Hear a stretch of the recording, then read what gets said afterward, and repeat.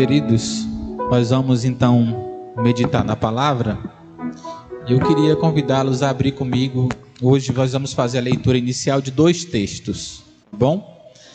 Um se encontra em Atos dos Apóstolos, capítulo de número 9.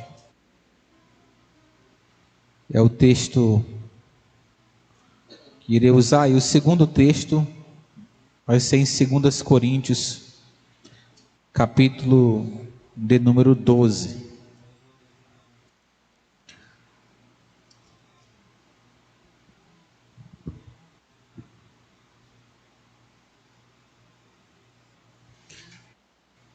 Atos, capítulo 9, leremos o versículo de número 15 e 16.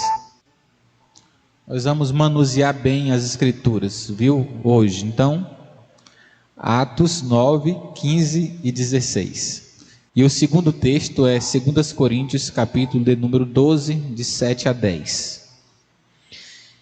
Então, Atos 9 diz assim: os irmãos que estão ali não forem mais tocar, vocês podem ficar daqui, tá? A Manaísa, o Paulo, deixa só o Josivaldo ali no teclado, que eu quero olhar no bago do oi de vocês.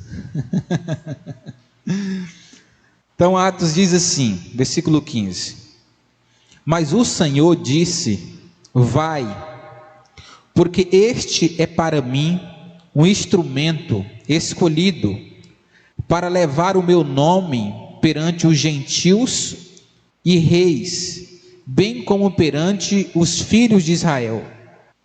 Pois eu lhe mostrarei o quanto importa sofrer pelo meu nome.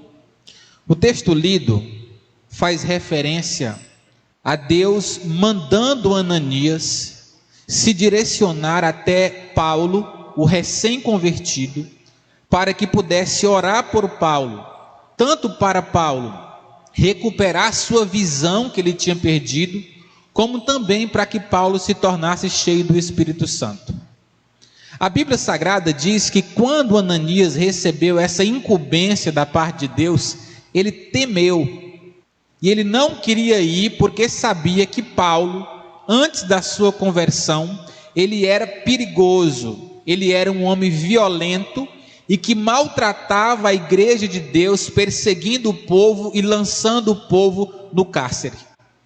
Então Deus disse para Ananias: vai, você vai, porque às vezes Deus pede, às vezes Deus ordena, né? Na verdade ele quase não pede, né?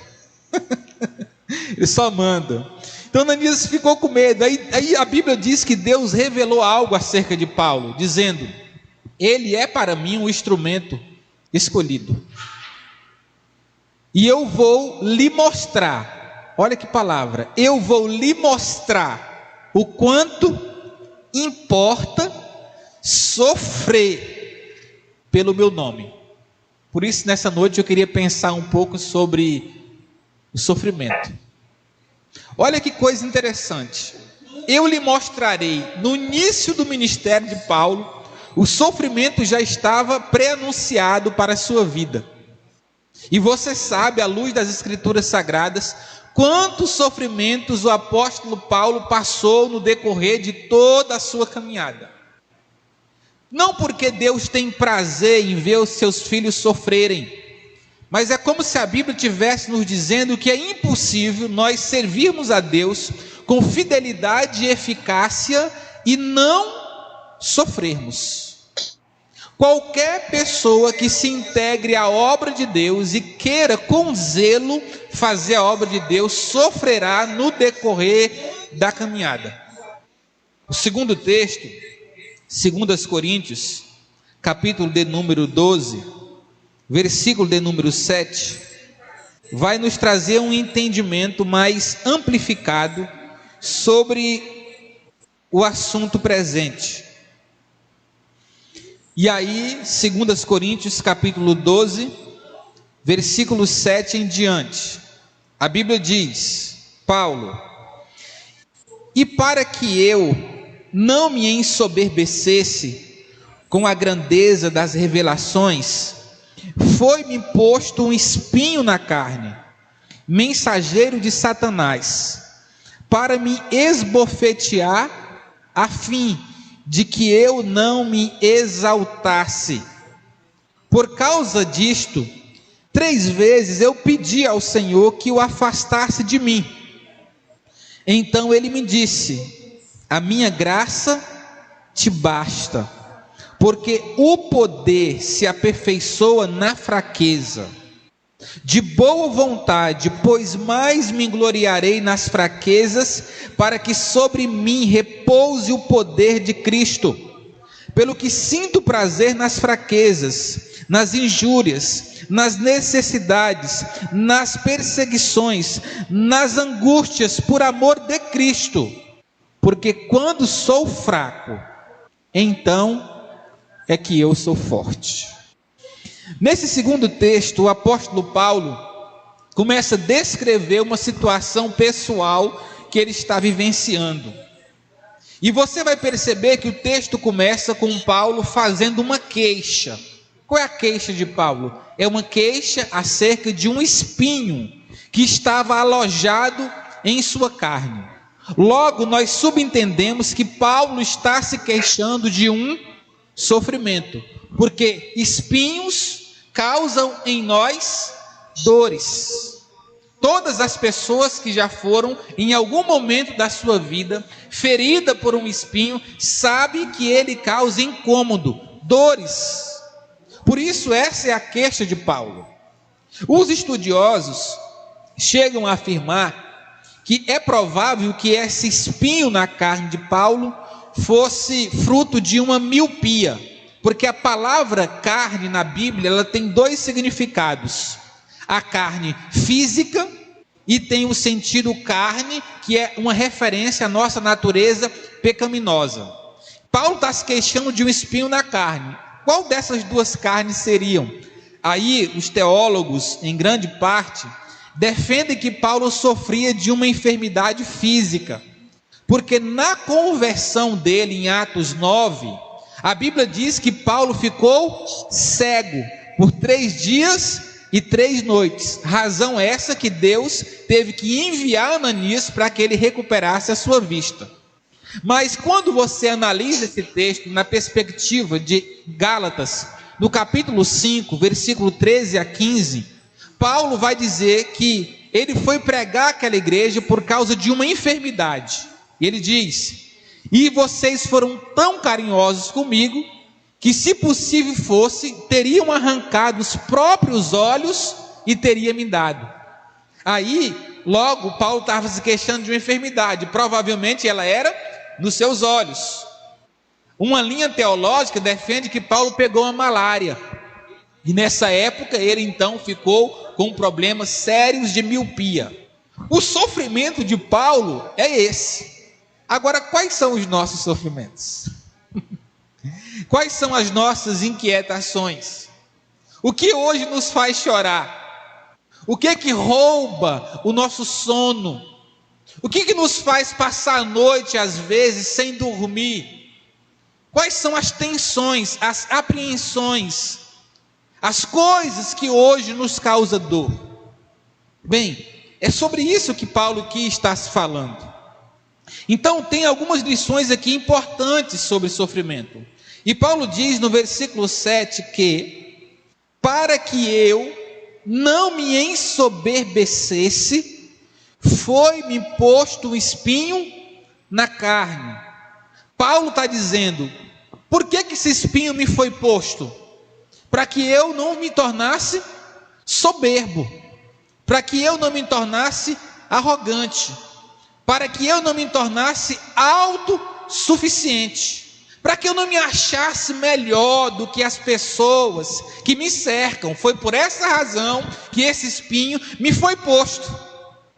Se você olhar o versículo 1 até o versículo 6 do capítulo 12 de 2 Coríntios, o apóstolo Paulo está falando dele mesmo na terceira pessoa, dizendo que certa feita um homem, se no espírito ou fora do espírito, não sei, Deus o sabe, foi arrebatado até o terceiro céu, e lá ele viu coisas inefáveis, das quais não lhe era lícito falar. Paulo está retratando experiências espirituais grandiosas que ele tinha tido. Ele tinha tudo para achar-se melhor do que os outros irmãos da fé. Porque tem muita gente que se torna soberba a partir da espiritualidade que possui, né? Então tem gente que se torna arrogante por causa daquilo que conseguiu ter de Deus. Ele consegue pregar bem, se acha melhor do que todo mundo. Consegue cantar bem, então se ensoberbece naquele talento que possui. Gente que ora muito e se torna soberbo porque é um homem de oração. Aí essas pessoas começam a olhar para as demais de cima para baixo, se achando superior. Bem, a Bíblia diz que Deus permitiu o sofrimento na vida de Paulo para que ele permanecesse humilde, com a mentalidade de João, que ele cresça e que eu diminua. Essa precisa ser a mentalidade nossa. Então o texto está nos dizendo que o sofrimento de Paulo, ele tinha um propósito. Deus tinha um objetivo em fazer com que Paulo tivesse essa enfermidade. Deus não desperdiça as nossas dores. Ele tem um sofrimento em cada situação que foge do nosso controle. E diz a Bíblia que todas as coisas contribuem para o nosso bem, inclusive os nossos sofrimentos. Meu irmão, você pode pegar esse copo com água bem para mim, por favor? Inclusive os nossos sofrimentos. Obrigado, Arthur.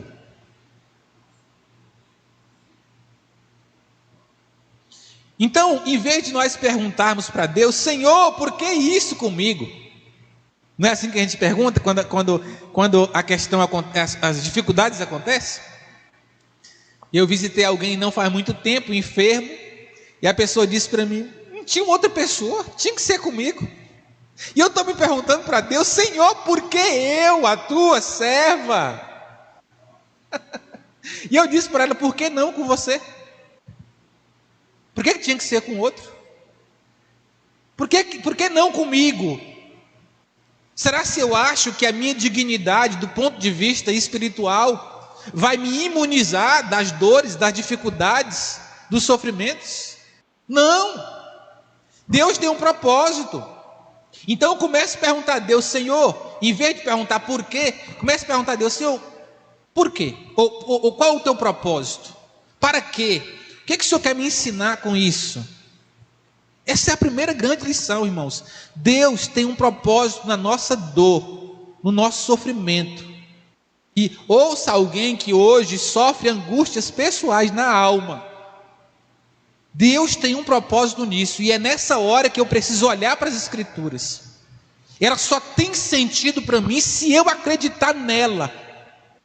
Ela só tem sentido para a minha vida se eu entender que aquilo que está aqui tem algo a me dizer.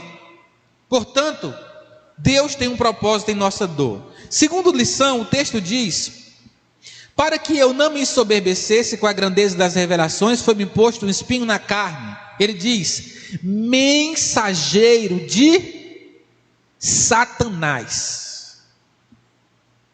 Por detrás do sofrimento humano, pode existir uma ação diabólica. É isso que Paulo está dizendo.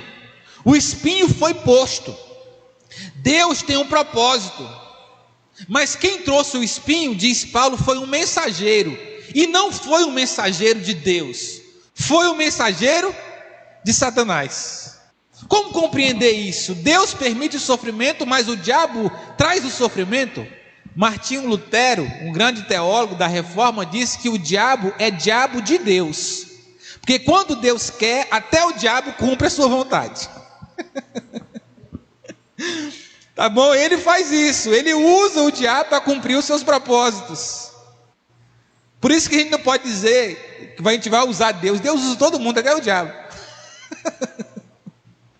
Então a Bíblia está dizendo que o mensageiro que trouxe foi o diabo.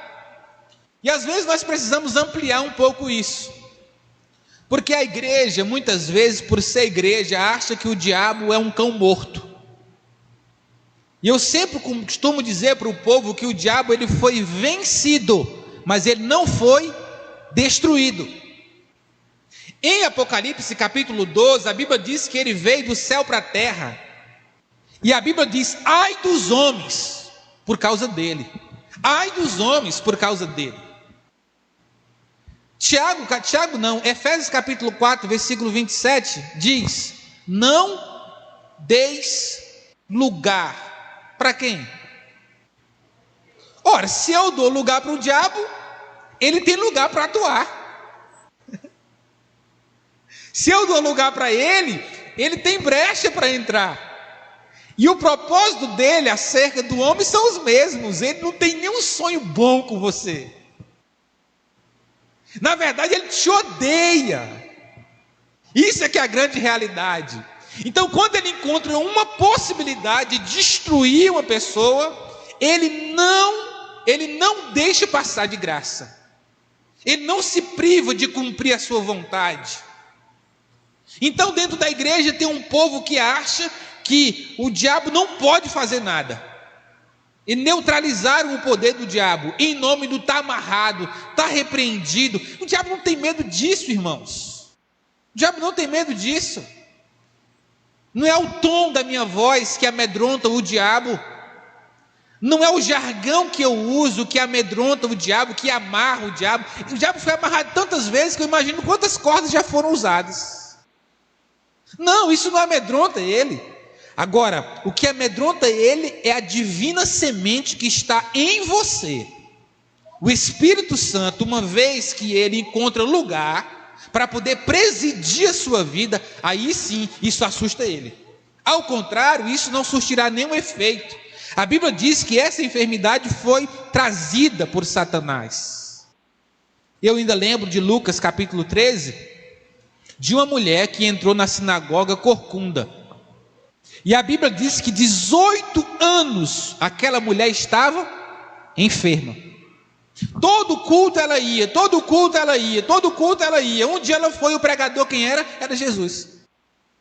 Jesus olhou para ela e disse: essa mulher, ela está enferma, e a enfermidade dela é consequência de um espírito da enfermidade. O diabo deixou ela enferma.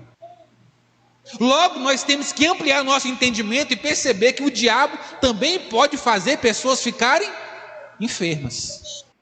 Nem toda enfermidade é consequência de uma disfunção patológica do corpo. Não, às vezes é espiritual. E a Bíblia diz que Jesus Cristo viu que era um espírito maligno. E a Bíblia diz que Jesus Cristo repreendeu o espírito maligno. E aquela mulher foi curada automaticamente, porque o diabo saiu da vida e Jesus passou a reinar nela. Queridos, nós temos que entender essa questão. Não dê lugar, tampe todas as brechas. Não siga a partir do que a mídia está dizendo. O manual da nossa vida ainda é as Escrituras Sagradas, e isso não pode mudar. Eu receio que muitas vezes o diabo esteja maltratando muitas pessoas que não estão conseguindo discernir isso. É uma questão espiritual. E o mínimo que ele pode nos fazer é a enfermidade física. Porque eu acho que o maior sofrimento de uma pessoa é viver a vida inteira saudável, com a sua alma doente, morrer e partir sem estar com o Senhor. Eu aconselho e acompanhei muito tempo uma pessoa que recentemente veio a óbito, doente do corpo e doente do espírito. E eu nunca na minha vida evangelizei tanto uma pessoa quanto aquela pessoa. Muitas e muitas e muitas e muitas vezes. E todas as vezes, quando o evangelho era pregado, o evangelho era ignorado. Aquela pessoa partiu fisicamente doente e espiritualmente doente. Meus irmãos, nós precisamos fixar os nossos olhos na eternidade. Nós precisamos fazer como um teólogo disse: Senhor, grava a eternidade no meu coração. Para a gente entender que é para lá, é isso que vai valer a pena depois de tudo, irmãos. Então não permita que o diabo faça você sofrer. E como é que você não permite o diabo fazer você sofrer? É simples, se rendendo a Cristo. É andando com Cristo que você afugenta o diabo. É andando com Cristo que o diabo não pode tocar em você. E nós sabemos que isso está bem além do templo. Terceira questão que o texto vai nos informar, versículo de número 8. Por causa disso, Paulo diz, 3 vezes eu pedi ao Senhor que o afastasse de mim. O que fazer com o seu sofrimento? Pegue ele e lance aos pés do Senhor. Paulo está dizendo, por causa disso, disse o quê? Por causa do espinho, por causa da dor, por causa do sofrimento, por causa do incômodo. O que eu vou fazer com isso tudo? A Bíblia diz que Paulo foi orar, porque muitas vezes Deus nos chama para perto dele por meio da dor que nós possuímos. Nem sempre a dor serve como uma carruagem que nos conduz aos pés de Cristo, mas muitas vezes isso serve. Para pessoas sábias isso serve. Nós começamos a nos distanciar, começamos a nos esfriar, começamos a nos esmurecer, aí de repente o diagnóstico dá o quê? Câncer. E aí o que a gente faz? Encontra o caminho da igreja na hora. Na hora. Dobra-se diante de Deus na hora. Se quebra diante de Deus na hora. Recupera a comunhão da igreja que por tanto tempo desvalorizou. Na hora a pessoa volta. Estou acostumado a enxergar isso, irmãos. Só que o sofrimento não é o suficiente para fazer com que nós permaneçamos nos pés de Deus. Ele pode nos trazer, mas ele não é suficiente para nos fazer permanecer. Porque uma vez que a gente é curado da enfermidade, o que muita gente faz? Regressa. Teve gente aqui na nossa igreja que foi diagnosticada com tumores e que ia morrer, e o médico não tinha mais jeito para sarar, e começou a chorar e clamar, e veio na igreja, e por muitos fins de semana nós oramos por essa pessoa aqui, e de repente essa pessoa descobre que tem um tratamento em determinado lugar, chega lá, o médico faz uma ultrassonografia, não sei, na mente, e descobriu que o câncer foi deslocado um pouquinho, o suficiente para o médico remover o tumor sem lesar o cérebro da pessoa e matar. Deus fez um milagre. Culto de gratidão, canta, louva, adora, prega, Deus é bom. 6 meses depois, largou a igreja, largou Cristo, largou Jesus Cristo, se desviou da fé e nunca mais voltou, porque o sofrimento pode ser uma carruagem, mas o que nos faz manter-se aos pés de Cristo é a convicção de que longe dele não há salvação. Isso que a gente precisa compreender. Agora Paulo diz que orou 3 vezes. Eu pedi que ele o afastasse de mim. Percebe? O texto está falando de oração. E essa oração de Paulo tem 2 características. Primeiro, é uma característica perseverante. Quantas vezes Paulo orou? 3 vezes. Orou, chorou, não resolveu. Levantou, voltou. Eu até lembro de Jesus no Getsemane. Mesma situação. Paulo ora, é uma oração perseverante, mas ao mesmo tempo é uma oração humilde. Paulo não exigiu, o texto diz que Paulo pediu. Percebe que ele não era um soberbo espiritual, porque se fosse, ele diria: Deus, eu exijo que o Senhor me cure, eu determino que o Senhor faça, eu reivindico os meus direitos, como se nós tivéssemos direito de reivindicar, pedir, exigir, determinar alguma coisa para Deus.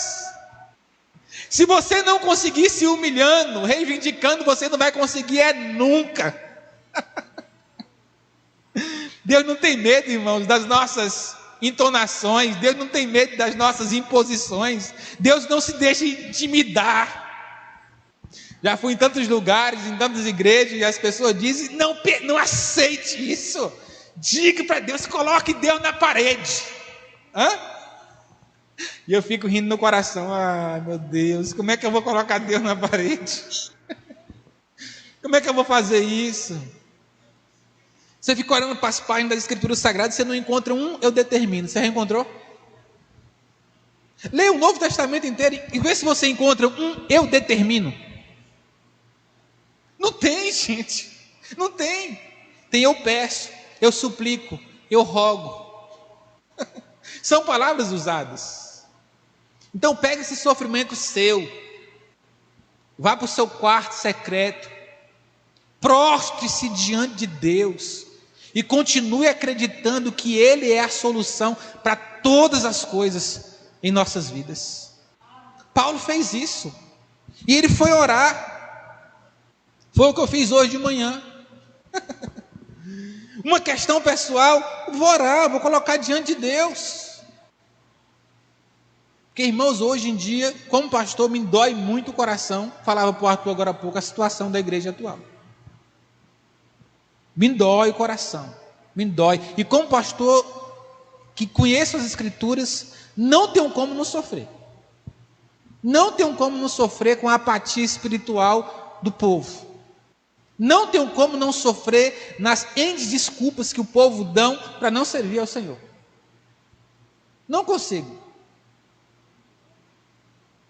Pessoa não tem nenhuma enfermidade, trabalha de segunda a sábado, cercado de 10 funcionários. Normalmente, para o templo eu não vou não, porque eu tenho medo do coronavírus. A pessoa trabalha 40 horas por semana, gente, 40 horas por semana, e 1h10 de culto é muito tempo. O cara tem 39 probabilidades a mais de pegar o coronavírus lá no serviço dele do que em um culto, onde todo mundo usa máscara, onde tem álcool gel e onde todo mundo está distante um do outro.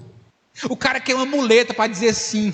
Enquanto eu puder, eu não vou para o culto. Enquanto eu puder, eu não vou para o culto. Enquanto eu puder, eu não vou para o culto. Porque ele não entendeu, ele não tem sede de Deus, ele não tem fome de Deus. Porque eu tenho dito para as pessoas que se você passou 3 meses sem cultuar e a sua alma não está angustiada, com vontade no templo, você precisa repensar a sua conversão. Tem como, gente? Não é porque eu estou pregando, mas eu não consigo me ver fora da casa de Deus. Não consigo. Eu não consigo trocar um culto por um prazer pessoal. Eu não estou dizendo que a gente não pode um dia faltar um culto em função de uma necessidade. E a gente está deixando de ser pastor para ser mendigo. Nós estamos implorando o povo. Vá para a igreja, cultue. E isso tem me martirizado muito a alma. Porque eu sei que esse tipo não é o tipo de igreja que Jesus quer. E por favor, não falo dos irmãos que estão enfermos, dos irmãos que são da classe de risco, ou daqueles que têm um problema. Não, não é esse povo. Então, querido, nós temos que voltar para o Senhor, em oração. Agora o texto diz que Paulo, quando orou, Jesus Cristo disse: a minha graça te basta. Sabe o que é interessante? Deus não resolveu o problema de Paulo. E isso aqui que às vezes deixa a gente com o coração angustiado. Porque a gente acha que todas as vezes que a gente se quebrantar e for diante dele, ele vai resolver o problema, né? Deus disse só para ele assim: Paulo, não vou fazer não. A minha graça te basta. Porque a graça, irmãos, é uma fonte de força inesgotável. E é nela que nós encontramos a força necessária para continuarmos trilhando a nossa caminhada. Nem sempre Deus vai resolver os seus problemas. Escreva isso. Mas se você quiser, Deus sempre vai dar graça para que você aprenda a viver apesar deles. A graça vai agraciar a sua existência. Vai te dar capacidade para tolerar. Vai te dar capacidade para se firmar. Sim, quando Paulo escreve a Timóteo, ele diz: fortaleça-te na graça que está em Cristo Jesus. Onde é que está a graça? Em Cristo. É para eu me fortalecer em quê? Na graça, porque a graça é uma fonte de força. Aí Paulo disse: de boa vontade. Paulo entendeu, porque a gente às vezes não entende, né? Deus está dizendo: não vou fazer, e a gente continua. Deus fala: não vou fazer, e a gente continua. Aí aumenta o sofrimento. Paulo entendeu. Ele entendeu que Deus não ia fazer. E ele disse: ok, de boa vontade. Como é que é a palavra? De boa vontade. Muitos de nós diriam de má vontade. Ele diz: não, de boa vontade. Pois eu mais me gloriarei nas fraquezas, nas injúrias, nas calúnias, nas perseguições. Por que você vai fazer isso? Por amor a Cristo. Por amor a Cristo, eu vou compreender isso tudo, e eu vou sentir prazer em meio a essa dificuldade, porque eu estou entendendo que o meu sofrimento vai glorificar o nome do meu Redentor. Sim, quando o crente sofre por uma causa justa, Pedro disse que o nome do Senhor, ele é glorificado. Ele inclusive nos ensina como nós devemos sofrer. De boa vontade. Em vez de queixar, eu vou me gloriar nisso. Porque se tem alguma coisa que eu posso me gloriar, Paulo diria, é em sofrer pelo nome do Senhor.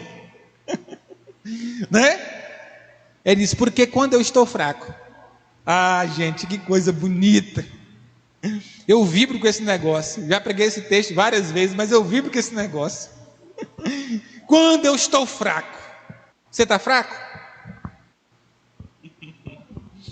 Quando eu estou, não é sou não, porque o crente não é fraco, às vezes ele está fraco. Quando eu estou fraco, compreendendo quem eu sou e compreendendo quem tu és em minha vida, aí é que eu sou forte. Aí eu sou forte.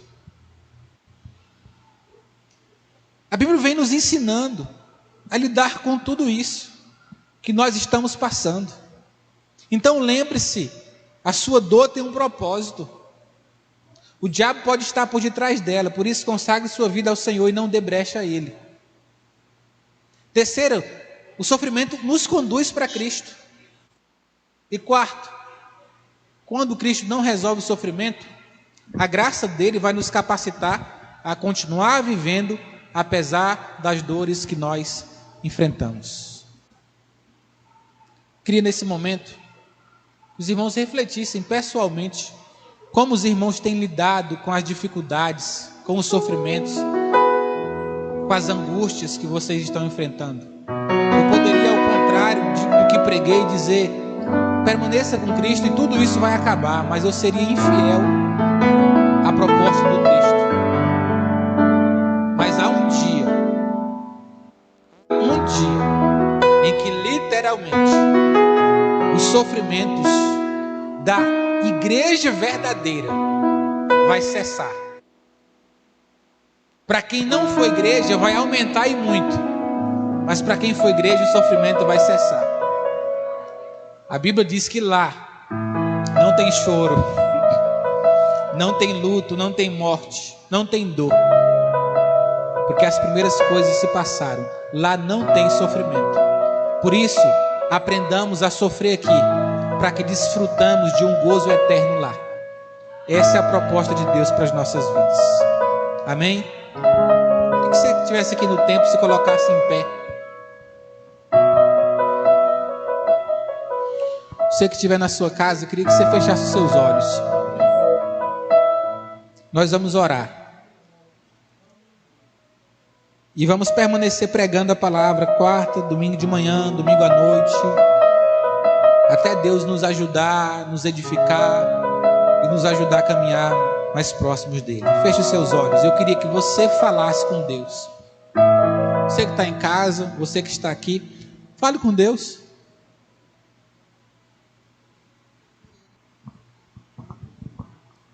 Verbalize para Ele a sua inquietação,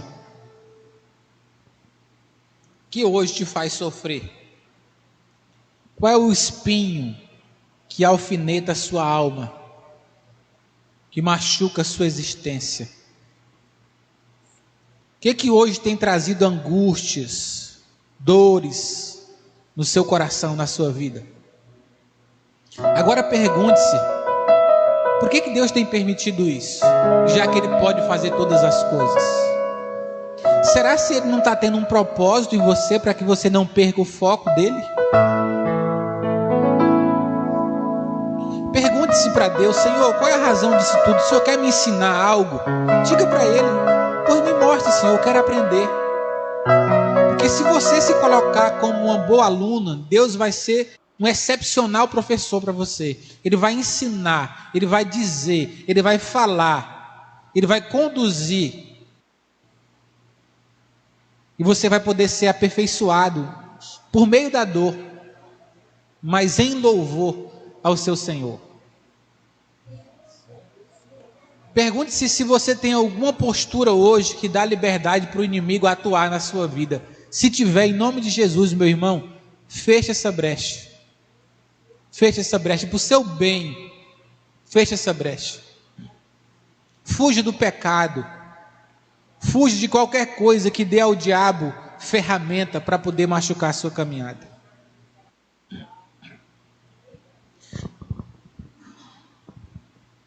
Deus, nós queremos te agradecer, Pai. A tua palavra é sempre viva e ela é sempre eficaz. E eu oro para que o Senhor nos ajude a lidar com o sofrimento. Nem sempre, Deus, nós conseguimos olhar para ele da forma certa. Muitas vezes nós perdemos ele sabendo que ele é pedagógico, que ele pode nos ensinar, que ele pode nos aperfeiçoar. Os grandes homens da Bíblia sofreram. O Senhor sofreu e diz a palavra que o Senhor nos deixou modelo para seguir os seus passos. Então, em nome de Jesus Cristo, esteja nos abençoando, esteja nos fortalecendo, esteja nos dando sabedoria e nos dando a competência para que em meio à nossa dor compreendamos que quem tem a tua graça tem tudo o que precisa, porque ela é uma inesgotável fonte de força em nossa vida.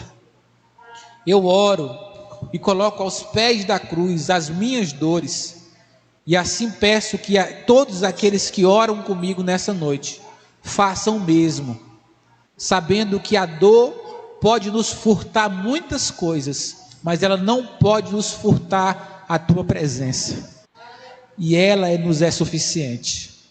Oramos agradecidos em nome de Jesus, amém.